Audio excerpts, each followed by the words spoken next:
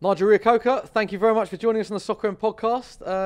Thank you for having me. Thank you for having me. We do this with all the guests that come here on the podcast. We ask them to name all the teams that they've played for in their career, because it's amazing how many players forget certain clubs. So first off, can you name all the teams you played for? Okay, let's go way back.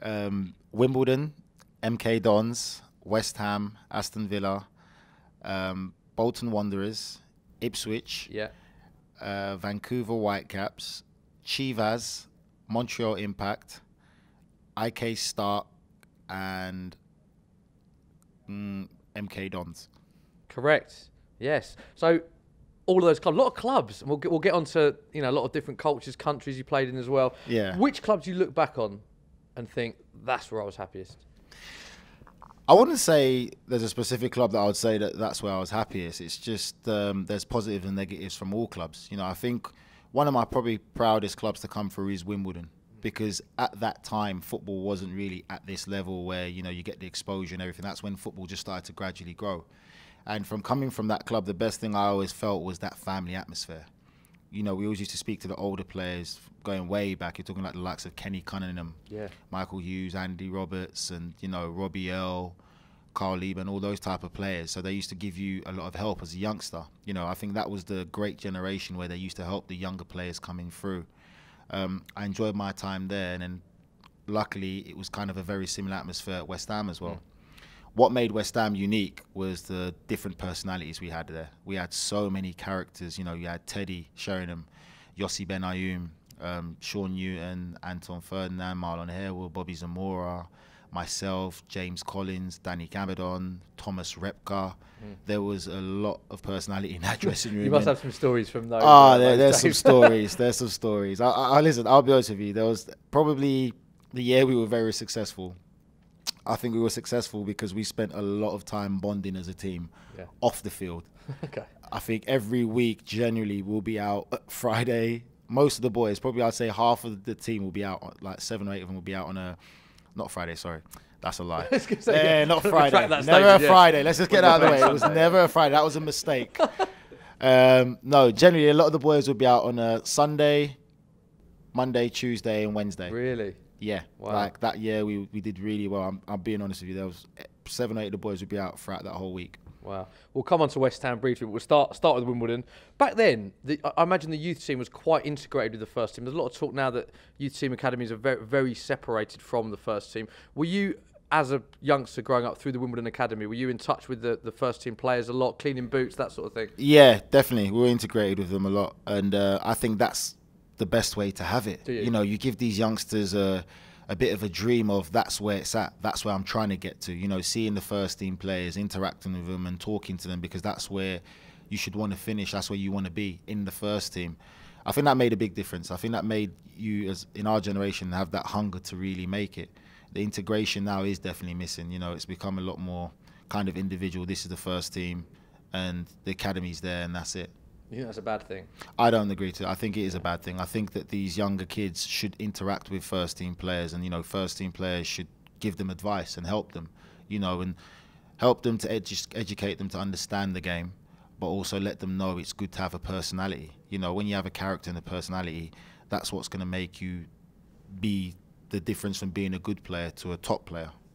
What was the setup like at Wimbledon back then? Because I've read somewhere that wasn't the training ground just next to some old cafe on an A road? Public park, it was great. It was great. Listen, I'll tell you this now. I liked it because I think for me, it made me become who I am. You come from humble beginnings, and we used to play against, there wasn't no tier system in the old academy thing.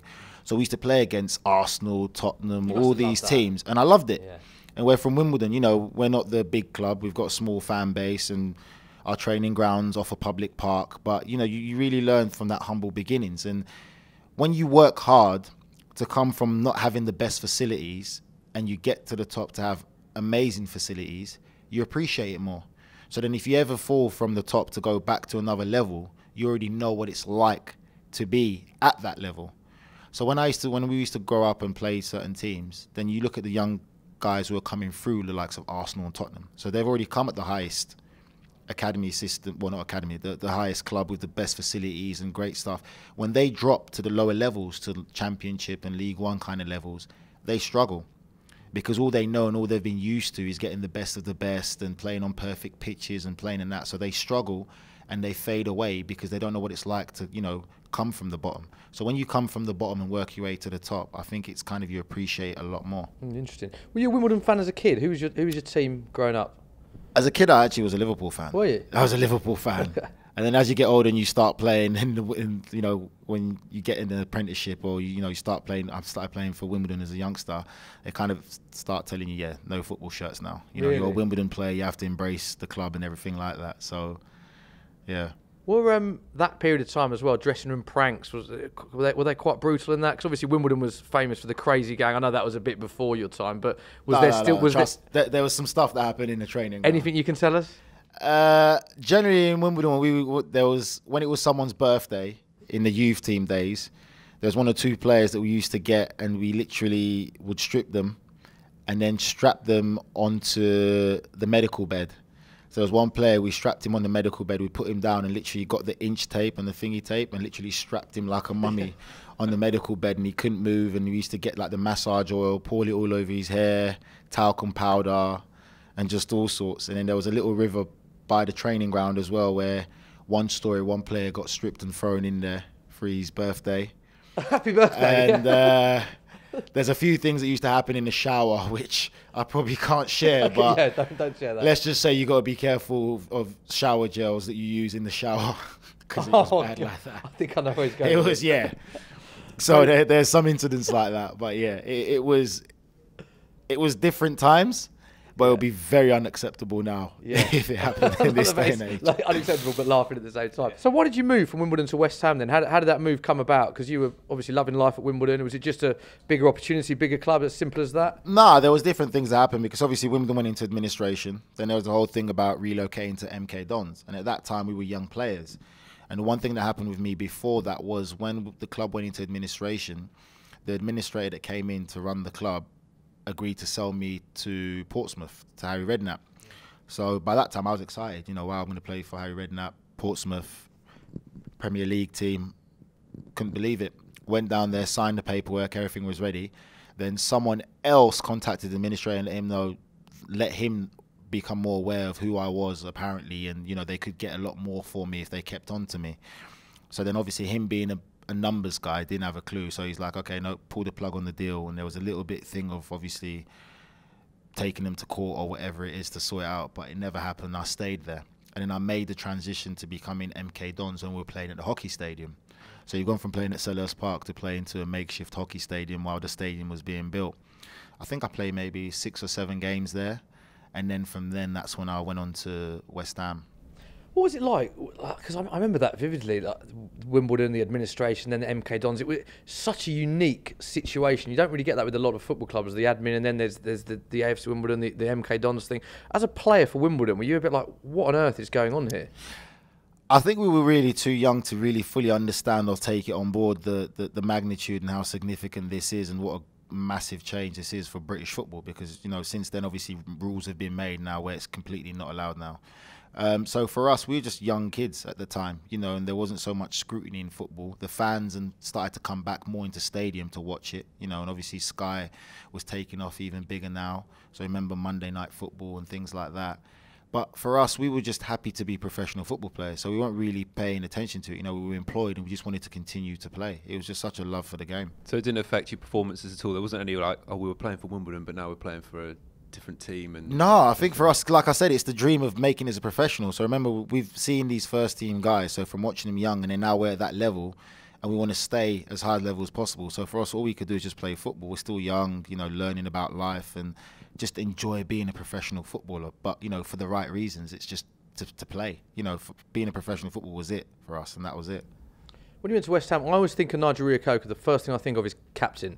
You were captain at an incredibly young age at Wimbledon, captain at West Ham, captain of the England under-21s as well. Was that always a big part of your game? You felt that you bring leadership qualities to it? Because it must have been strange being a captain when there's a lot more older senior players in the dressing room. Was that difficult or not at all for you? I mean, it wasn't, and it was at times. But from a young age, like I probably started captaining Wimbledon, I think from age under 14s or 15s. Right. So everyone was very aware of me at the club for someone that's being very vocal. At the same time as I was captain, I was always someone that's a student of the game. So I always tried to improve and learn about it. And, you learn about other positions and you always listen to the coaches. I think that generation there, again, was probably one of the best generations of coaching players. Now the modern day football now, I just think it's too much of a factory where so many players are coming out that they're great athletes, but they're not intelligent football players. And I think a lot of people can spot that and see that. But the captain thing is something that you kind of learn a lot as you go and you get older. You learn to talk to your teammates, to communicate. You learn about being able to dish it out, but at the same time being able to take it. And I always just took it on board, and what people said to me is, listen, you can't shy away from who you are. You're a natural born leader. What you've got, they can't teach to other players, and if you go on a football pitch and you're not being vocal and you're not actually doing what you normally do, then you're not being true to yourself. You mentioned being vocal there. Would you ever have to do pre-match team talks or half-time team talks? Would the gaffer ever say to you, Nigel, can you take this one? Or ever times when you'd rally around the players? Do you like doing that? No, I never got told by a manager to do it, but I just did it when I felt it was, because again, for us it was just winning football matches. So there's sometimes where you'd sit in a dressing room and literally you can look around the dressing room and you could see the boys that are up for it, and you might see one or two who are just not really thinking about it or on it. So as a captain, you'd probably go and speak to them to say, look, get ready. It's going to be a big game. This is what I want you to do. This is what you should do. This is what we're going to do. And just kind of get them focused on the game. And it's just something that I just naturally did myself. And I just grew to evolve in that role. Did it change your relationship with the players at all? Like, obviously, you said at Wimbledon there's pranks and tying people to medical beds and throwing them in rivers. You want more pranks, Pete? Yeah. Well, did you have to kind of step away from that side of the team when you become a captain, or is it kind of you still muck in? Nah, you still muck in. I think the best captains are the ones that know their players, and again, it's a respect thing, and from our generation coming through at Wimbledon, I was a loudmouth, and as long as I backed it up by performing in a football pitch on a Saturday, that's all the senior players cared about.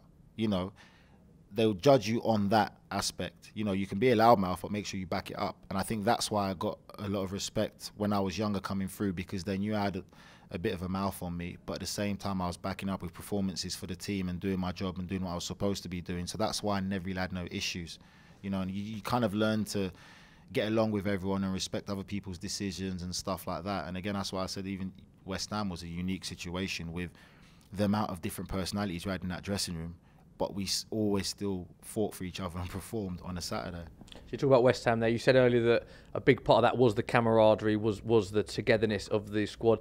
These socials, then you went out. What? I'm not going to ask for more pranks or stories, but faces. Where did you go? Where did you go? What kind of things are you talking about? It was faces on a Sunday.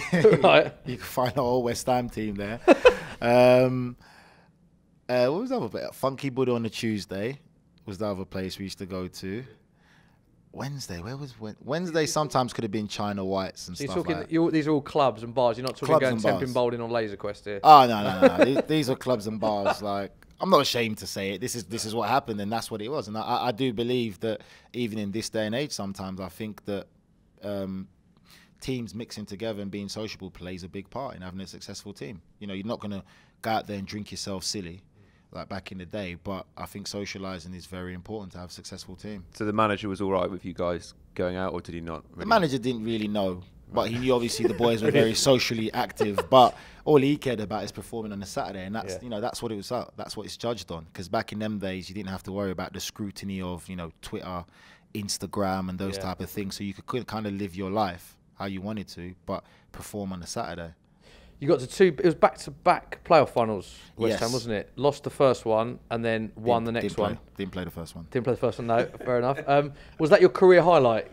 Winning the Championship playoff final, getting to the Premier League. Is that the moment you look back on? I think so. Yeah. I mean, it's a weird one when people ask you this question, because I think for me, it sounds like a boring answer. I just think making it as a professional football player and playing is the career highlight, because that was the dream.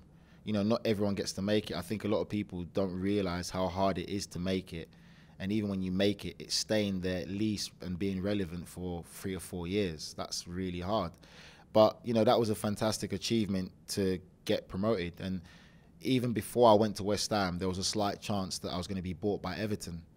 And I always look back on my career to say, you know what, I actually think I'm more happy that I earned getting to the Premier League through the playoffs than actually being bought by Everton. Really? Yeah, I think I learned a lot more because that was a big game and it was a big experience. And to go through that for such a young age, it's an invaluable experience than being bought by a Premier League team. You know, you just get taken there. Like, I earned it by getting promotion. So almost done it the hard way. Yeah, I've done it the hard way, and I think that's why I enjoyed it more.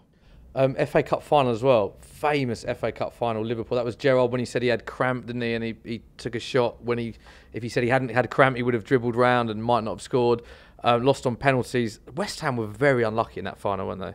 Massively unlucky. I can tell. Every time everyone brings it up, I always still remember going to close Gerrard down. I got sucked out where I had to go because it's just regular footballing positions. Yeah.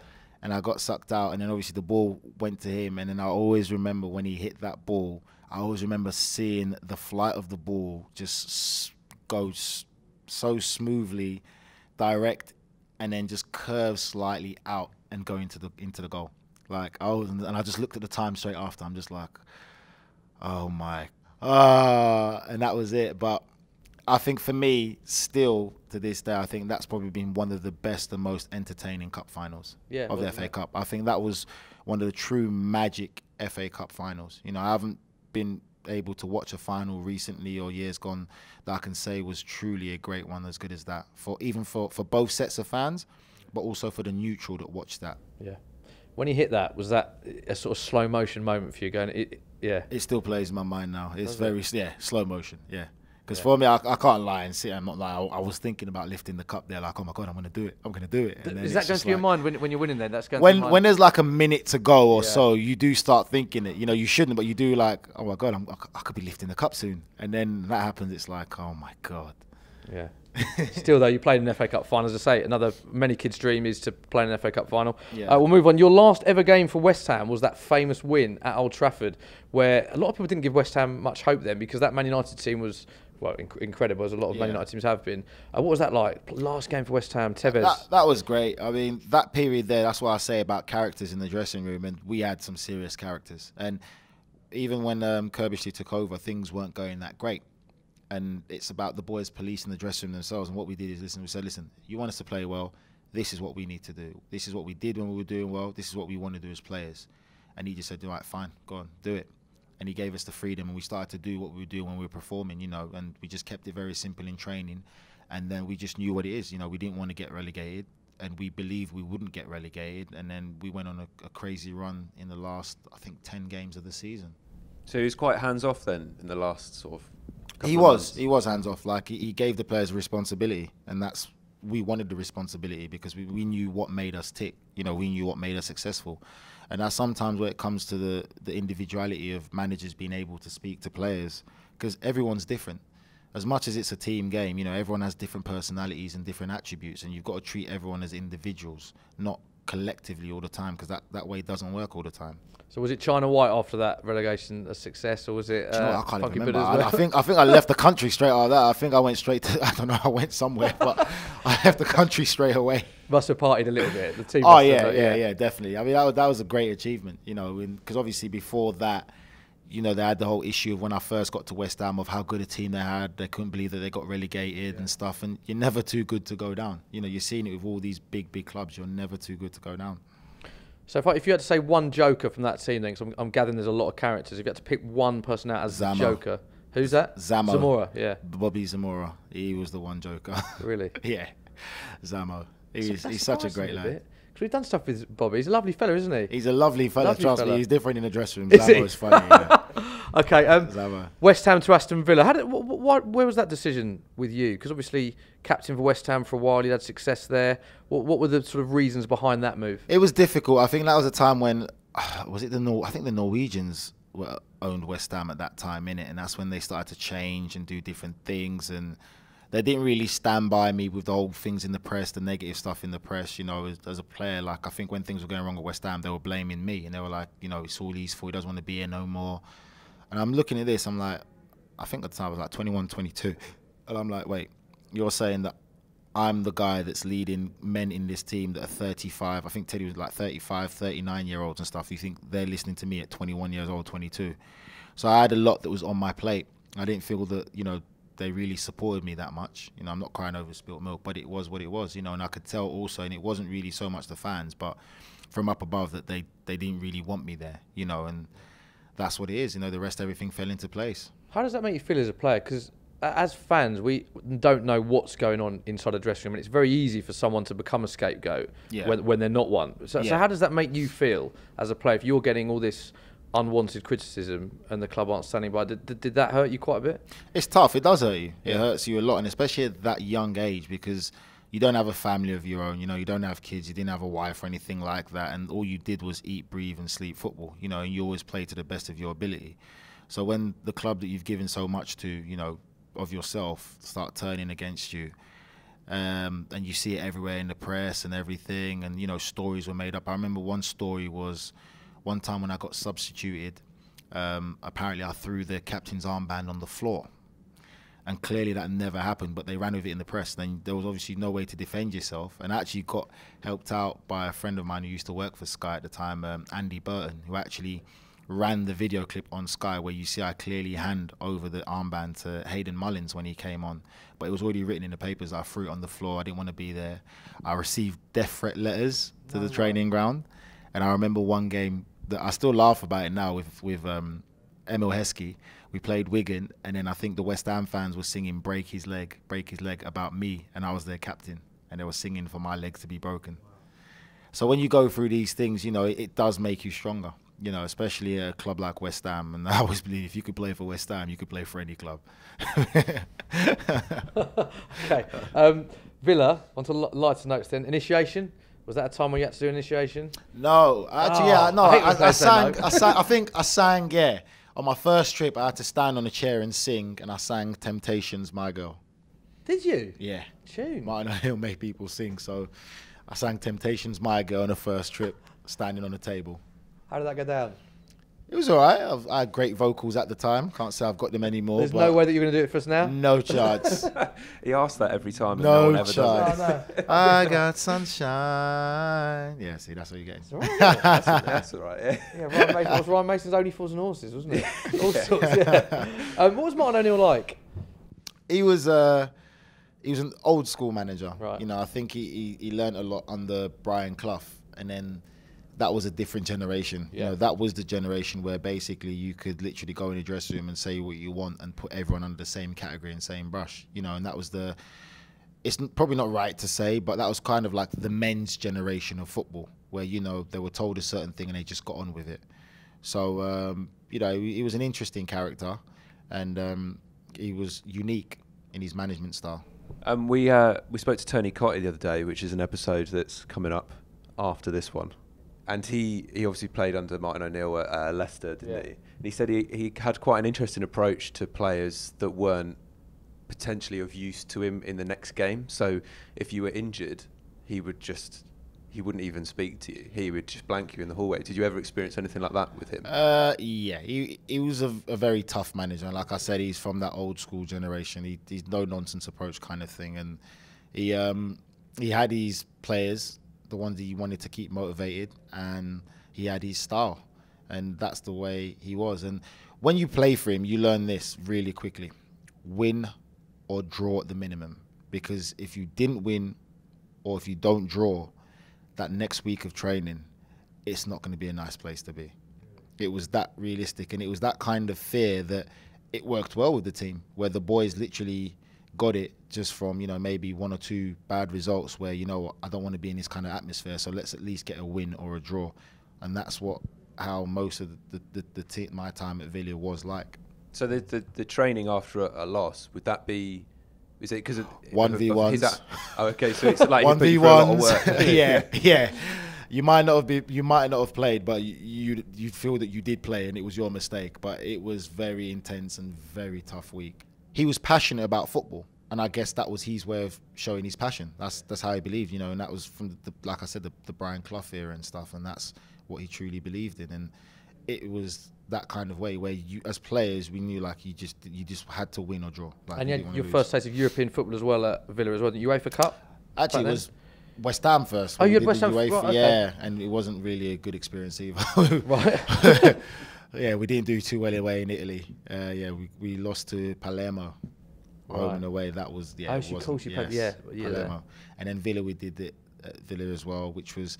I wish it was kind of like how it is now, because when we got into European football with Villa, it wasn't as glamorous as they've kind of revamped the tournament now with the bigger clubs and stuff. You know, we were playing European clubs, but not really the top level European clubs in the draws, and not many big European clubs took the UEFA Cup seriously.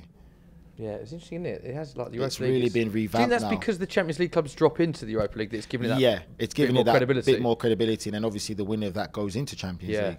So imagine you being a team that finishes 6th or 7th in your league, you know, and you're in the European competition and you qualify for the Champions Well, League. like Arsenal this year, it's, Yeah. it's their best route probably of getting to Champions League. Exactly. So after Villa, you had a few loans. Was Bolton and Ipswich? Was it? Bolton wasn't alone. Bolton was a 1-year contract. Bolton was a permanent. Yeah. Ipswich was. Ipswich was really... Ipswich... Why are you laughing? have to laugh. It's Why are funny. you laughing at Ipswich? Because Ipswich was, at the time, I was kind of waiting to see what was next for me. And Paul Jewell was in charge of Ipswich at the time. And he's always been a big fan of mine. So I spoke to him on the phone. He's like, you know, I need, you know, come play for us. You know, just come stay fit.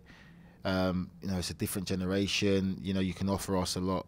Just come and sign for me. Even if it's for 6 weeks or whatever it is, just please come, you know, sign for me. So I said, all right, let me go and see what it's like. So I got in there, enjoyed it. And that's when I kind of really started to get a real sense of the generation change in football and attitude. So I think we lost the game, and I just got lost my rag. I started getting angry in the dressing room, and at the time, actually, Danny was there as well, Higginbottom.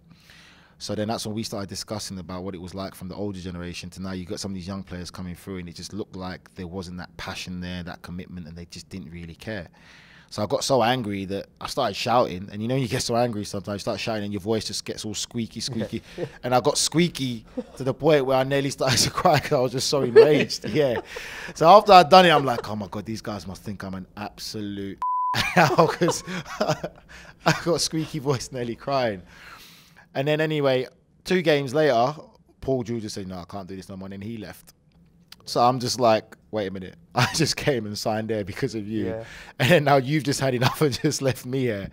So then he left, and then that's when Mick McCarthy came and took over. How was Mick? Like, what kind of manager is he? Because he's quite popular amongst fans, isn't he? He's But definitely still, you know, he's from that old school generation again, you know, generalised man's man generation. His management style is very direct, you know, very direct principle in football. Get the ball forward, pick up the second balls, and, you know, get the balls in the box. So, you know, that's what it was at the time to get out the championship. You know, he's very knowledgeable of that league, and, you know, very direct, very straightforward guy. His record's actually pretty good championship-wise, isn't it? It's pretty good record he's got. Vancouver Whitecaps, then, you went to the MLS. Who are the big players, British-based players or Premier League players in the MLS at that time? At that time, the only person that went before that was probably David Beckham. Yeah. I don't think there was anyone else really. Because then after I went there, that's when... Actually, no, Kenny Miller was there. Of course, But yeah, Kenny was there. So when I went there, Kenny was there. And then Kenny kind of gave me a little pep talk of what to expect. And he was right, and it was interesting. So what you say interesting? It's just big change. It's different. It really is different. I think for people to really understand that league, for English fans to understand that league, imagine your team was based in London. You play a game in Moscow. You fly back. Then the following weekend you fly to Dubai. You fly back. Then the following week you might fly to Casablanca and you fly back. That's what it was like. So it's hard to generate a real football atmosphere as if you're a fan of Vancouver, you're not going to fly all the way to LA to watch a game. For the money it costs to fly and the expense, everything like that. So basically, 98% of the fans are the home team fans. So generally, you couldn't really build a real proper atmosphere in a stadium. And the travelling does take a toll on you and everything. And I feel that a lot of the football out there it's kind of based on the whole American model of athleticism. It's too much on athletes and not enough on educating them about the game and learning about, you know, football education of certain basic things of, you know, third man runs up, back and through, the importance of keeping possession of the ball. So it was difficult. And then any of the ex-players, because, you know, I played against Lamps, played against, you know, Gerard, Pirlo, would always have a talk, and we would just all say the same thing, that we couldn't believe how different it is.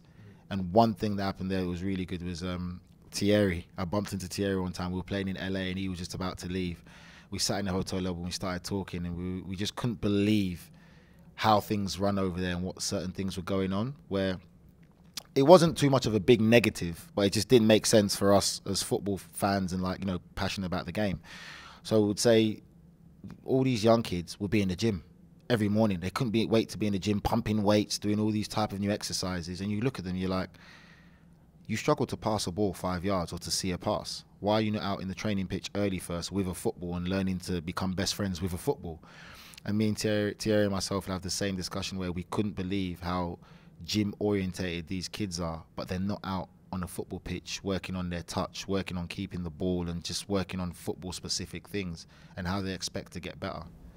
With that said, what level would you compare it to? You've played Championship, you've played Premier League, you know, internationally for the under-21s. Where would you put that league in comparison to English? The Championship's moved on to another level now. I think that at the moment, just because of the lack of real football education and just too much on athleticism, and this isn't no disrespect to like League One, but I'll probably say League One.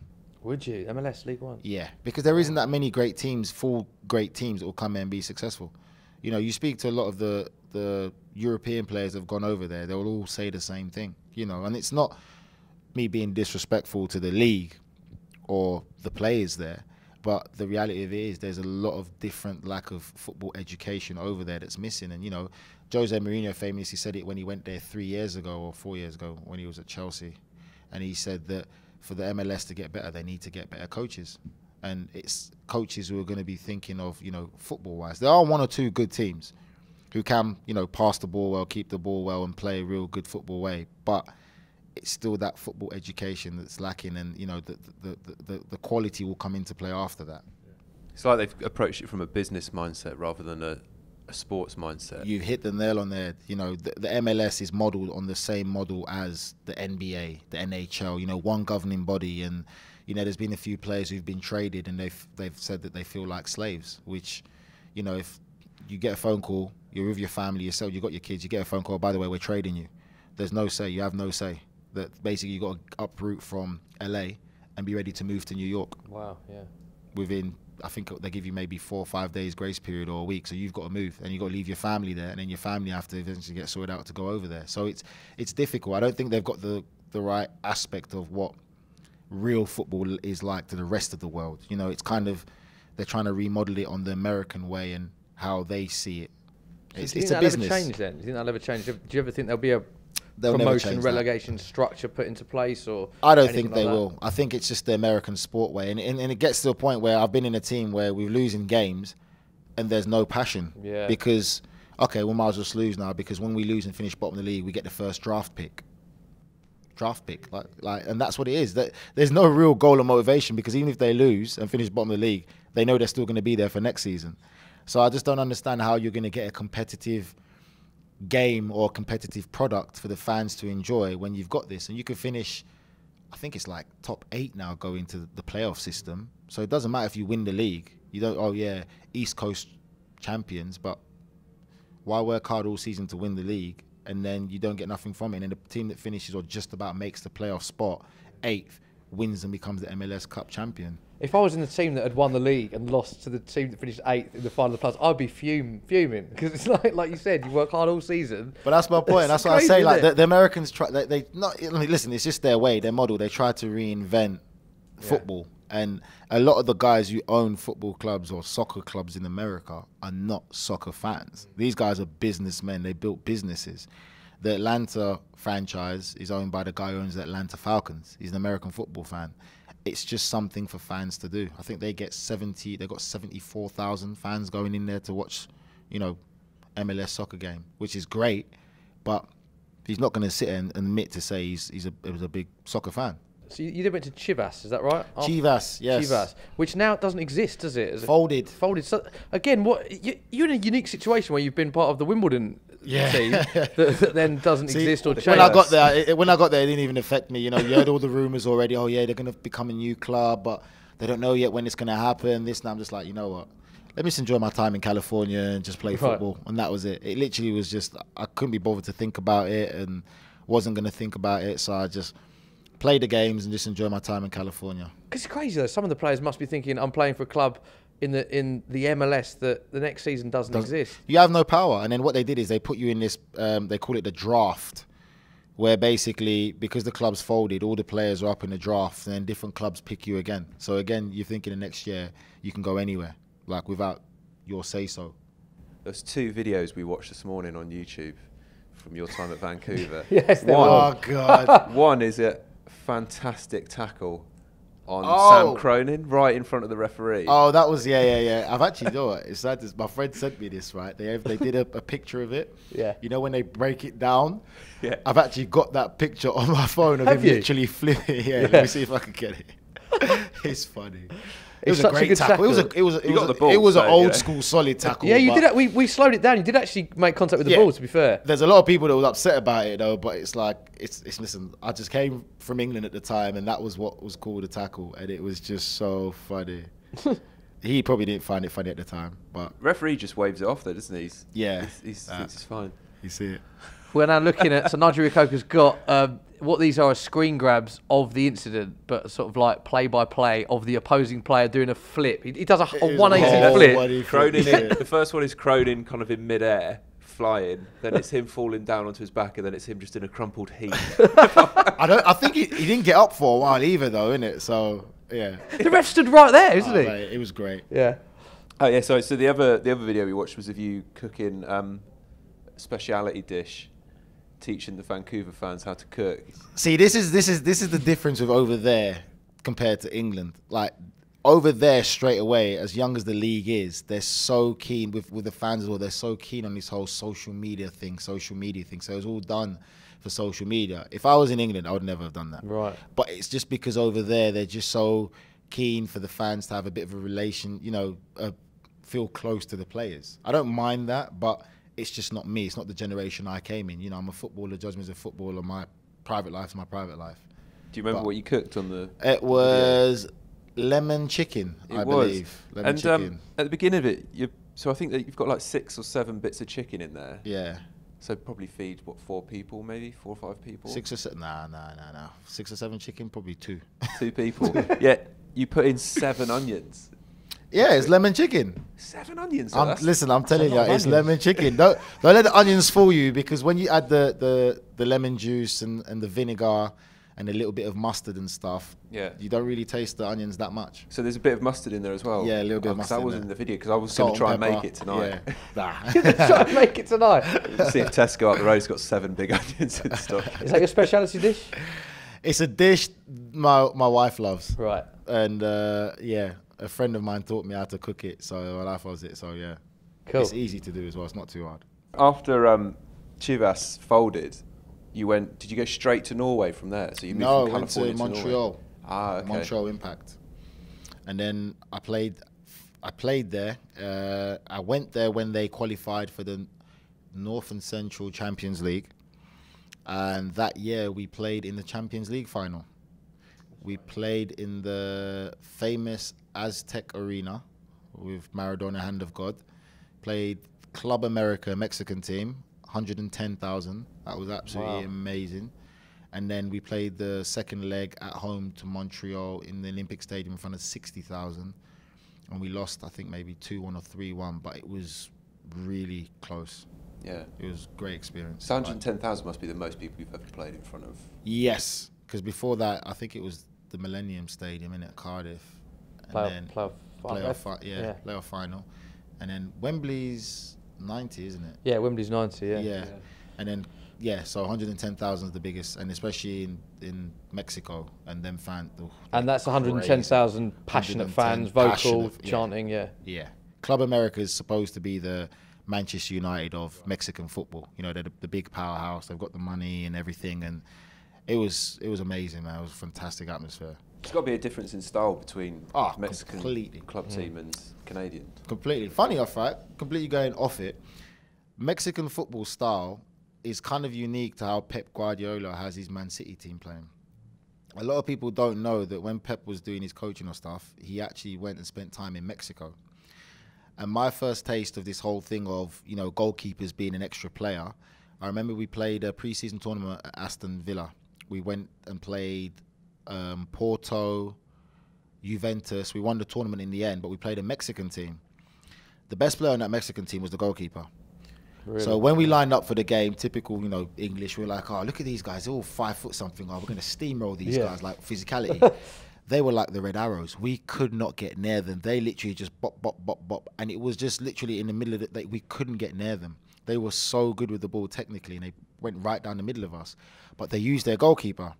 Their goalkeeper would get the ball and literally hit a 60, 70-yard pass to the fullback on the halfway line. So I think from Pep spending a lot of time in Mexico is kind of when he learned now to bring that into kind of European football in the Barcelona style, where the goalkeeper is just as important to be good on the ball. And that Mexican style has always been that way. They're very, very good, and they put their best players generally in the middle of the pitch and try and go down the heart of you, because genetically they're not really 6 foot something or big players. So they're not really used to going out wide and getting crosses in the box. For them, it's quick, intricate play right down the middle of you, in the heart of you, little 1-2s, and creating goals and scoring goals. Pete touched on it then. You went to see IK Start in Norway. So what, Yeah. again, how did that come about? Norwegian league. Very few players played MLS, then Norwegian football. I mean, how did that come about? I mean, it was a way back into Europe, and it was just basically just to play football there for a while, because it was very funny, because it was only because of the time and the window period, and at that time, and someone said to go play there for a bit, and there could be something else after that somewhere else.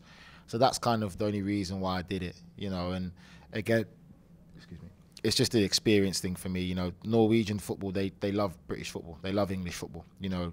They spend more time watching English football than actually going to their own games in Norway, and they still love that high tempo and passionate English football. But a lot of the coaches don't genuinely know how to coach it, and again, they don't really coach too much of the technical aspect of the game, of the importance of crosses and keeping the ball and possession and everything like that. It's very high energy work rate, very similar to the MLS, if I'm honest. Very, very similar. That's why a lot of MLS players, if you look at it, actually go from MLS, and the young ones go to Norway and Scandinavian countries, and it's the opposite way around as well. Yeah. Because if you look into it more, there's a lot of American players, young players, not top MLS players, but decent players. They always end up in Scandinavia. And then from Scandinavia, some of them go to because the leagues are very similar. Did you know anyone in that team, or you didn't speak the language? It must be quite difficult not knowing anyone, not speaking the language. It was all right. I mean, it's difficult. I played with John Carew, so I kind of know a bit of the mentality. And then from young ages, we were already doing like pre-seasons in Finland, Sweden, Norway, and then under 21s we've played them. So it was a different culture, definitely. But it didn't really bother me. I learned a little bit of the language that I needed. But generally, the guys were really nice in the dressing room. I couldn't say anything bad. It was beautiful part of Norway where I was. And again, it was just an experience. Did they get you to master they're famous for the free kick, aren't they? The flick up free kick, I read. No. No? No, I didn't get that. I mean, the only thing is that they after every game they win, they'll get together in the circle in the dressing room, and they'll do a chant, like a club chant. And I wouldn't have a clue. Do that. The players, the managers, everyone, like the manager, right, the coaches, all the players, and then all the staff that's involved in the club will come, and they'll huddle around, put their hands around each other, and they'll do a chant, and I don't know. I'm not going to be disrespectful, but it was like, I don't know. And that's what they'll do. Seriously, they'll be around, they'll obviously say it in Norwegian, yeah, but I wouldn't have a clue what they're saying, so I'm just like, yeah. So what are you doing whilst this is going on? You're just pretending I'll be part of it, but I'll just be like, yeah, I'm not used to that. You win a game, great. Yeah. Well done, lads, that's it. So I'm not used to them taking it to that level of having like a traditional club chant that they do, but it's something I think that all the teams do there. It's actually unique to watch. So you must think we won a game. Oh no, we've got to do the huddle chant again. Never mind. Let's talk about your international career, because you again captain once again England under 21s. You were also, this is a great link because we had David Bentley on the podcast last week. Bents, yeah, great bloke. One of football's characters who scored for real. Yeah, who scored the first goal at the new Wembley Stadium, and you were captain of that game. Yeah. What was that like? It was great. It was good, man. I think, for me, we had a great under 21s team. Yeah, remind us who else was in that team. Oh, there's so many. It was myself, David Bentley, James Milner, Ashley Young, Anton Ferdinand, Stephen Taylor, Nadeem. Leighton Baines, Michael Richards for a little bit, Joe Hart for a bit. Joe Hart as well. Is it Steely, Scott Carson? Wow. Mate, we had a great squad, a real great squad. If they could have found a way to keep us together and push us up at that senior level, I think we'd had a great chance. I think Peter Taylor has done tremendous at that level with Ray Wilkins. They were both fantastic for us, and I still think they should be involved in that kind of England system now because they're really good. They're really good, and I really do think we had a great squad and a great chance. When I said David Bentley there, you laughed straight away. Do you have... Everyone we speak to has a story about David Bentley. Have you got a story about I don't him? really have a story. I'll just say he definitely was a character. He was just so funny. Like, he really had a personality, and I like it because the thing about Bentley is what you see is what you get. He was always true to himself, and he was always himself, and I admire that, and I like that. I think you look at the modern game now, you couldn't name me many characters. I like players and people having character and personality. And he was one of those ones. He had a personality, said how he felt, and he had tremendous ability. He really, really did. And for me, I think he was probably the closest to like a Dennis Bergkamp. Because that's Do you think you rated him that highly? He was good. Wow. Bentley was really good when he wanted to play. Like his ability that he had great ability. Like, it's interesting that you say that because he touched upon that. Obviously, he's very famously retired at a young age. Yeah. And he touched upon the fact that he loved being a character and he felt that the game had become more serious. And he said he didn't fall out of love with the game, but he just fell out of love with everything else that came with it, the social media and everything else. Can you understand where he's coming from with I that? fully understand. I fully agree with him. I think a lot of players now, even now, I still talk to a lot of my mates. You know, I still speak to like Hayden Mullins, Emil Heskey, Stilian Petrov. I still speak to like Ashley Young and Fabian Delph and all that, and everyone's saying the same thing, that the game is changing. You know, this younger generation is different. Everything that comes around with it. We never played football to deal with all that stuff. You know, we've played football just to be professional football players for the love of the game. But now everything else that comes around it that people are making seem to be important, more so than actually what you do on the pitch. It does kind of get into your head as a player to say, you know what, I just can't be bothered to do this anymore. So I agree with him in exactly what you were saying. Interesting, yeah. You don't fall in out of love of the game. You fall out of love with everything else that surrounds the game or starting to surround the game. Yeah, that's exactly what you said. Are you surprised? Over 20 games you played for the under-21s, captain as well. Are you surprised that you never made your appearance for the full England team?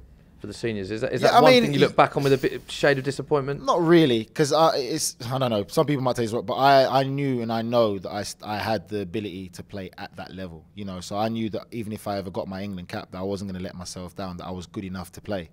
Obviously, in my generation, there was a lot of competition. You know, Gareth Barrett, Jennings, Gerrard, Scholes, Lampard, Hargreaves. You know, there was a lot of competition. Yeah. You know, and these guys were playing for the likes of Man United and the top four clubs, so to speak.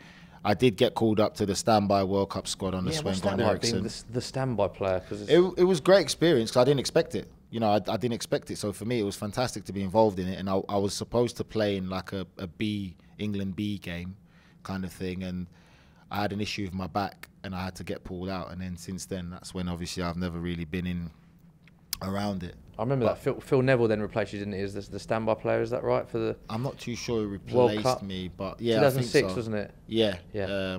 But I did get that close, you know, to getting a senior game. But it is what it is. Interestingly, Pete had to walk out the door just now. Is there someone waiting to use this room? No, someone wanted to come in and eat lunch in it. Is that the reason? Yeah. Wow. We've got Nigel Reo-Coker talking about England and everything. There's a nice leather couch there for us to stare out the window and eat lunch. Was that what it was? Yeah. Wow. She didn't seem very happy about it, but she's gone now. You've taken her lunch from lads. Tell us about Bex's party. It was great. It was great. There's one funny story, though, about that England thing, right? So when we were there, it was myself and Aaron Lennon. Yeah. So we were the two, like, young guys without no misses. They did like a couples retreat where everyone was there. And Jamie Carragher was a top lad to me there. He really looked after me. I've got a lot of time for him. You know, he really looked after me when I was at this England thing. And then obviously Bex had like a party at his house, and then Puff Daddy was there as well and everything. Puff Daddy was there? Puff Daddy was there. Puff Daddy was there. It was, I think he had that famous supermodel. I think, is it Cindy Crawford or someone? Yeah, Cindy Crawford. And then Puff Daddy was there and a few other people there. And Puff Daddy came to me And I had like a nice jacket on, like a bit of a pattern. He goes, "Oh yeah, I see you, my brother. Yeah, looking sharp." I'm like, "Yeah, copying you, mate." I remember that. What party? But the party, yeah, he had that party. Remember that really private party he had at his house? It was good, man. Wow. Jermaine Dennis went as well. He was there, so it was good. So you and Aaron Lennon were the two single There's lads two that single sort of- boys, yeah, from the wrong side of the tracks and stuff. I always remember the first time, like, Bex is cool, but I always remember the first time that Posh kind of saw us. She didn't give us the best of looks, basically. Like, I'll never forget that. The way she looked at us, it wasn't really nice. So obviously it's me and Aaron Lennon. Aaron Lennon's got his T-shirt, the vest thing. So he had that on, and then I'm just sitting there with, I don't even remember what I was wearing, but she didn't really give us the best of looks. Chilling with Puff Daddy. What a party. Yeah, do you still keep in contact with Puff Daddy? Or? Nah. P Diddy now, isn't it? Oh yeah, sorry. Yeah, changed his name. Papa Diddy Pop. So are you officially retired, Nigel? No. You're not officially retired. No. Okay, so what's next for you then? Are you Currently, at the moment, I'm helping. One of my old friends, good friend, we're playing from the age of 15, Dean Lewington. Yeah. He and we all came through at Wimbledon together when it was an original Wimbledon, and obviously MK Don's transition, and he stayed there and been there his entire career. Yeah, you know. They're having a bit of, they're in a tough spot right now. They've got a young team in the relegation zone, and obviously he knows I'm here. We're good friends. He said, listen, they're down a midfielder, they're down in experience, they've got a young team. He feels I'll be the perfect fit for what they need to help them, stay in the league. He gets along well with the manager. It's a young English manager, and he wants to play football the right way. So I've been training with him for the past 3 weeks now, and I've enjoyed it. It's like what David Bentley said to you guys. It's in your blood. Once you're in that environment, you're just in that environment. And I've been going in and I've been enjoying it. So we'll see. So there might be an opportunity for me to probably stay there and help them till the end of the season. And So you might be playing for them playing this for them season. just now. Yeah, Help I them think stay there's up. about 9 games left anyway, but it's just to help them stay up. And I've enjoyed going in. I enjoy going in, and I enjoy passing down the knowledge. I've And you've never still got that forgotten. buzz to play. I've got the buzz to play. Yeah, I definitely have the buzz to play, and I enjoy passing down knowledge. I'll never forget when I was young, the Wimbledon players and the West Ham players that was there helping me and telling me and teaching me how the game, and that's why I feel it should be for the next generation. You help them and tell them, and then hopefully they can continue to do the That's same quality, thing. isn't it? So you look at the experience you took from the older players, and Yeah, and you're you never helping the forget young that. players coming through. Yeah, and then Love you that. can obviously give them about different things that you've been through in your career, and what's important, what's not, and try and help them not make the same mistakes that you might have made, and learning about certain things. And when your playing career finishes, because you do a lot of punditry here at Sky, coaching, is that an area you want to get into, punditry? Have you thought about what happens when you retire? I have thought about it. I really have enjoyed the punditry stuff and enjoying it because, it's like you said, it's you eat, sleep and breathe football. We were bred from such a young age, and this is what we know.